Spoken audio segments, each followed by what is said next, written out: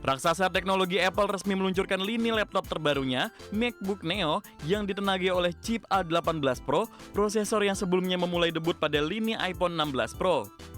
Dengan bandrol harga $599, perangkat ini menjadi laptop termurah yang pernah dirilis Apple sejak 2 dekade terakhir.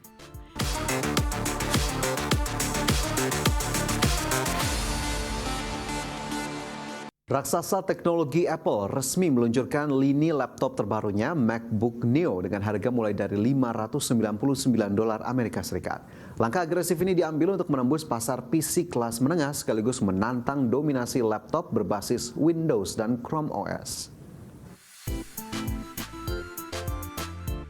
Raksasa teknologi Apple resmi meluncurkan lini laptop terbarunya, MacBook Neo, yang ditenagai oleh chip A18 Pro, prosesor yang sebelumnya memulai debut pada lini iPhone 16 Pro.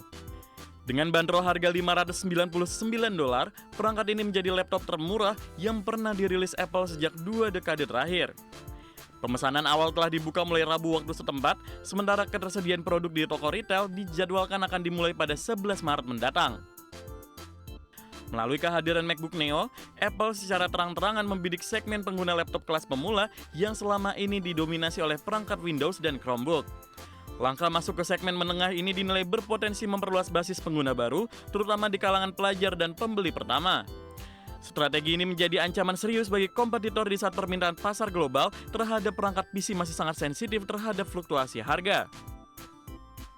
Peluncuran MacBook Neo dilakukan di tengah tantangan krisis chip memori global yang membebani biaya produksi perangkat keras.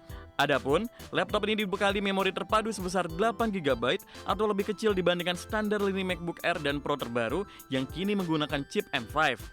Selain MacBook Neo, Apple juga merilis iPhone 17e guna mempertahankan pangsa pasar di tengah kenaikan biaya komponen dan melambatnya pertumbuhan pasar ponsel pintar dunia. Berbagai sumber, IDX Channel.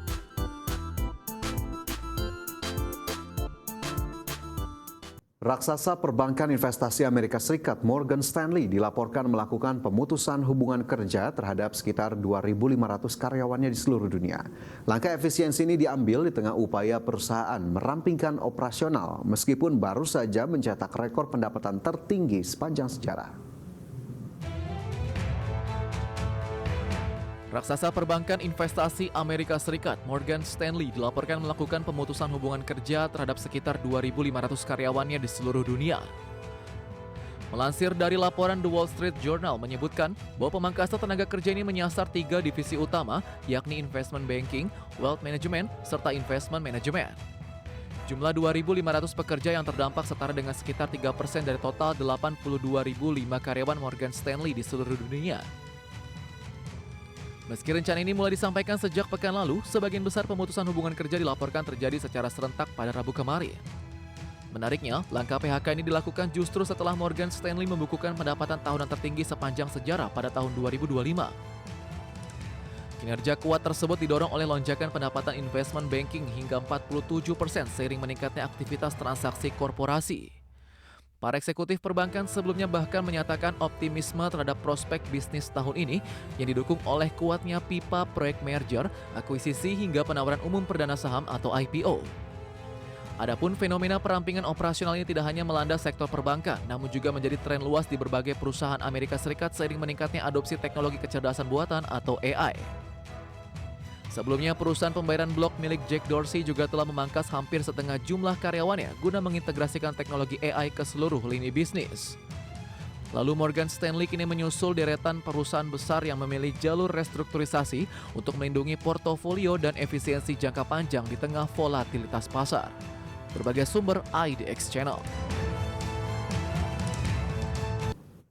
Terima kasih Anda masih bersama kami di Prime Market Highlights. Pemirsa, perusahaan teknologi robotika Tesolo mulai memasarkan tangan robotik humanoid ringkas dan ringan model DG5FS. Perangkat ini disebut mampu menangani gerakan grasping dan manipulasi objek yang presisi, menjadi bagian penting bagi humanoid yang dikembangkan untuk berbagai aplikasi industri dan penelitian.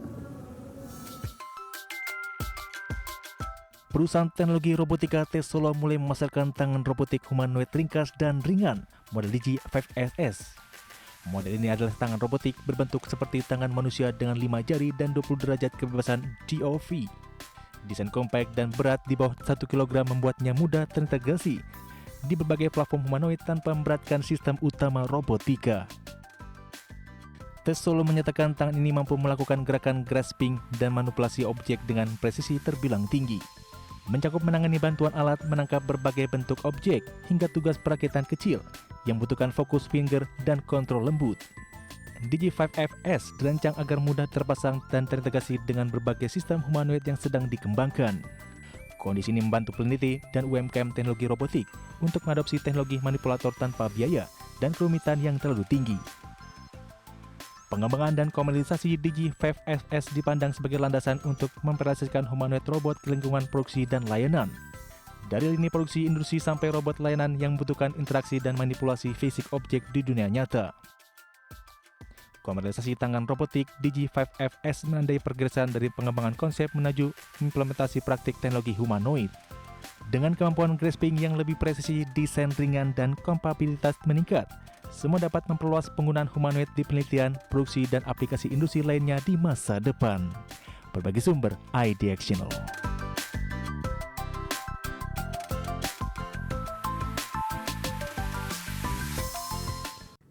Platform kecerdasan buatan ChatGPT dilaporkan kehilangan 1,5 juta pengguna dalam waktu singkat menyusul pengumuman kerjasama strategis dengan militer Amerika Serikat. Aksi boikot massal ini dipicu oleh kekhawatiran publik atas penggunaan teknologi kecerdasan buatan di jaringan rahasia milik pemerintah. Laporan terbaru mencatat lebih dari 1,5 juta pengguna telah meninggalkan layanan ChatGPT hanya dalam waktu kurang dari 48 jam pasca pengumuman kerjasama dengan Pentagon. Protes keras muncul setelah OpenAI mengizinkan Departemen Pertahanan Amerika Serikat menggunakan model kecerdasan buatannya di jaringan pemerintah yang terklasifikasi. Gerakan boikot ini terpantau secara masif melalui situs pelacak QuitGPT yang menyoroti ketidakpuasan pengguna terhadap arah kebijakan etika perusahaan. Sebelum menggandeng OpenAI, pihak Pentagon dilaporkan sempat menjajaki kerjasama serupa dengan perusahaan kompetitor Anthropic. Namun kesepakatan tersebut batal setelah pengembangan chatbot cloud itu secara tegas menolak memberikan akses tanpa batas kepada pemerintah Amerika Serikat. Meski keputusan tersebut menuai kemarahan Gedung Putih hingga Anthropic dilabeli sebagai risiko rantai pasokan, langkah ini justru mendapatkan pujian luas dari para pelaku industri dan aktivis privasi digital. Dinamika ini memberikan keuntungan besar bagi Anthropic di mana chatbot cloud kini dilaporkan naik ke peringkat teratas di App Store mengalahkan dominasi ChatGPT. Perpindahan loyalitas pengguna ini menunjukkan bahwa aspek etika dan independensi teknologi mulai menjadi pertimbangan utama bagi konsumen global. Adapun OpenAI kini menghadapi tantangan besar untuk memulihkan citranya di tengah persaingan ketat pengembangan AI yang kini bersinggungan langsung dengan isu keamanan nasional. Berbagai sumber IDX Channel.